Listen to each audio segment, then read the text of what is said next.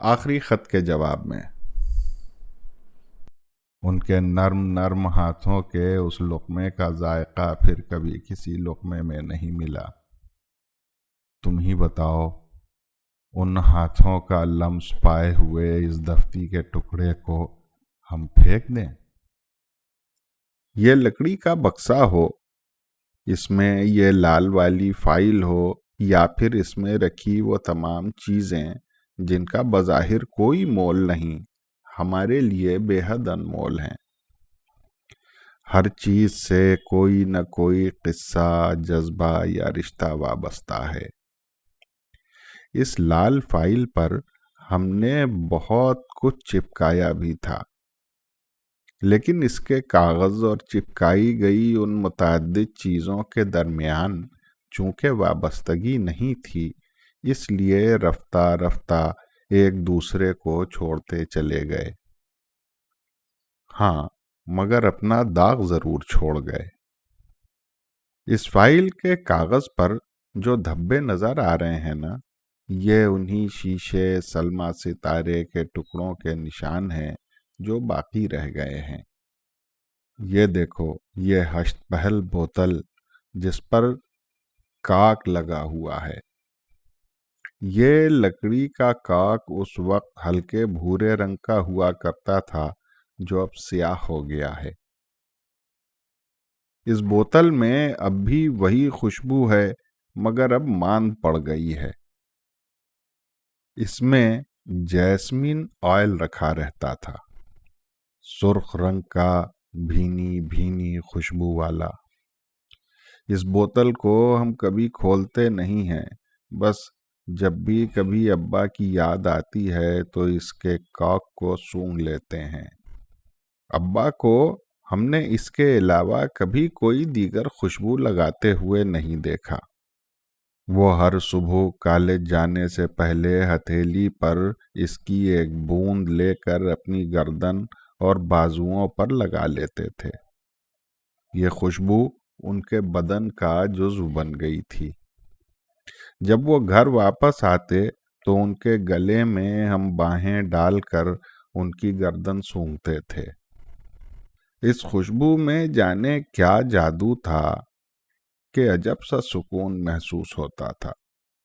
گھر میں اس عرق کی کئی بوتلیں دیودار کے بکسے میں لکڑی کے چھیلن میں لپٹی ہوئی رکھی رہتی تھیں۔ ابا ہم لوگوں کے لیے ایک دوست کی طرح تھے۔ ہم لوگوں کو کبھی ابا سے ڈر نہیں لگا۔ ایک بہت دلچسپ واقعہ ہے۔ اس سال ہم لوگ محرم میں اپنے وطن نہیں جا پائے، تو ابا نے ایام عزا کی مجلسوں کا اہتمام یہیں کر لیا۔ پہلی محرم سے 9 محرم تک مجلسیں ہوئیں۔ ہم لوگ جس علاقے میں رہتے تھے وہاں مجلسوں کا یہ سلسلہ بالکل نیا واقعہ تھا۔ بہرحال عاشورہ کے روز ابا نے زنجیری ماتم کا اہتمام گھر کے باہر والے آنگن میں کیا جو سامنے سے گزرنے والی سڑک سے متصل تھا۔ مجلس کے بعد زبردست ماتم ہوا۔ اس علاقے کے لیے یہ ایک عجوبہ تھا کہ کچھ لوگ اپنے ہی جسم کو زخمی کریں اور اپنا خون بہائیں۔ ماتم کا نتیجہ یہ ہوا کہ ہم لوگوں سے آس پاس کے بچے خوف کھانے لگے۔ ان میں زیادہ تر ہندو بچے تھے۔ ہم لوگوں نے بھی اس خوف کا فائدہ اٹھایا اور ان سب سے کہا کہ ہم لوگوں میں الوکک شکتی ہے، یعنی غیر مرئی قوت کے ہم مالک ہیں۔ ایک بار یہ ہوا کہ ہم لوگوں میں اور کالونی کے بچوں کے درمیان جھگڑا ہو گیا۔ بات مار پیٹ تک پہنچ گئی۔ دوسری طرف کے بچے کرکٹ میں استعمال ہونے والا وکٹ، بیٹ اور ہاکی اسٹک لے کر آئے۔ بھائی جان نے ان سے کہا کہ تم لوگ مار پیٹ سے باز رہو ورنہ ہم لوگ اپنی الوکک شکتی کا استعمال کریں گے۔ وہ سب نہیں مانے اور لڑائی پر مصر رہے۔ ہماری سمجھ میں بالکل نہیں آیا کہ اب ہم کون سی الوکک شکتی کا مظاہرہ کرنے والے ہیں۔ بہرحال بھائی جان نے ہمارا ہاتھ پکڑا اور گھر کی طرف دوڑے۔ حریفوں کو انتظار کرنے کو کہا۔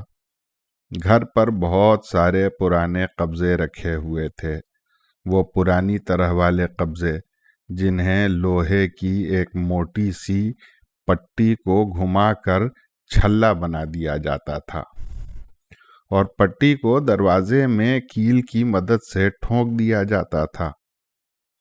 ہماری سمجھ میں نہیں آیا کہ ان قبضوں کا کیا ہوگا۔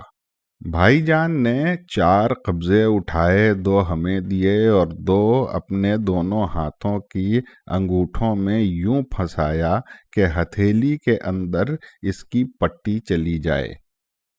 ہم نے بھی یہی کیا اور واپس دوڑتے ہوئے میدان جنگ میں پہنچ گئے۔ بھائی جان نے پھر سے رجس خوانی کی اور ان لڑکوں کو مار پیٹ سے باز رہنے کو کہا، لیکن معاملہ ہاتھ سے نکل چکا تھا۔ ان میں سے ایک لڑکے نے بھائی جان پر وکٹ سے حملہ کر دیا۔ بھائی جان نے ایک ہتھیلی سے وکٹ کا وار روکا تو کڑاک کی آواز آئی اور وکٹ 2 ٹکڑے ہو گیا۔ ابھی وہ سنبھل بھی نہیں پایا تھا کہ بھائی جان نے دوسرے ہاتھ سے اسے ایک کرارا جھاپڑ رسید کیا۔ اس کے ہونٹ زخمی ہو گئے اور خون نکلنے لگا۔ یہ دیکھتے ہی بقیہ لڑکوں کے حوصلے پست ہو گئے، وہ سب بھاگ کھڑے ہوئے۔ ہم لوگ بھی گھر واپس لوٹ آئے، لیکن جس لڑکے کے ہونٹ زخمی ہوئے تھے اس کے والد چند دیگر افراد ابا کے پاس پہنچے اور ہماری شکایت کی۔ ابا نے ہم دونوں بھائیوں کو طلب کیا، سارا ماجرا سنا۔ شکایت کرنے والے بزرگوں کے ساتھ ایک لڑکا بھی آیا تھا۔ ابا نے پوچھا کہ آپ لوگوں نے کیا کیا ہے؟ ہم دونوں نے سر جھکا لیا۔ تبھی ان لوگوں کے ساتھ آیا ایک لڑکا بول پڑا کہ ان لوگوں نے اپنی الوکک شکتی کا استعمال کیا ہے۔ ابا نے بڑی بڑی آنکھیں نکال کر ہم لوگوں کی طرف دیکھا، مگر ہم لوگ خاموش کھڑے رہے۔ بہرحال ابا نے ان سے معذرت کی اور سب کو روانہ کیا۔ رات کے کھانے پر جب ابا آئے تو انہوں نے الوکک شکتی کا مظاہرہ کرنے کی فرمائش کر دی۔ ہم لوگ خاموش کھڑے رہے، کہتے بھی تو کیا کہتے۔ ابا نے سخت نصیحت کی اور آئندہ مار پیٹ سے باز رہنے کی ہدایت دے کر ہم لوگوں کو دفع کیا۔ جب ہم لوگ شہر چھوڑ رہے تھے تو وہ والا قبضہ بھی ہم نے اس بکسے میں رکھ لیا تھا۔ یہ آج بھی اس بکسے میں رکھا ہوا ہے۔ اس کی یقیناً بازار میں کوئی قیمت نہیں، مگر کیا یہ واقعی فضول ہے؟ کیا اسے بھی پھینک دیں؟ دوستو، قصہ جاری ہے۔ اگر آپ کو ریڈیو اردو کی یہ پیشکش پسند آئی ہو تو لائک، شیئر، سبسکرائب کریں۔ بہت بہت شکریہ۔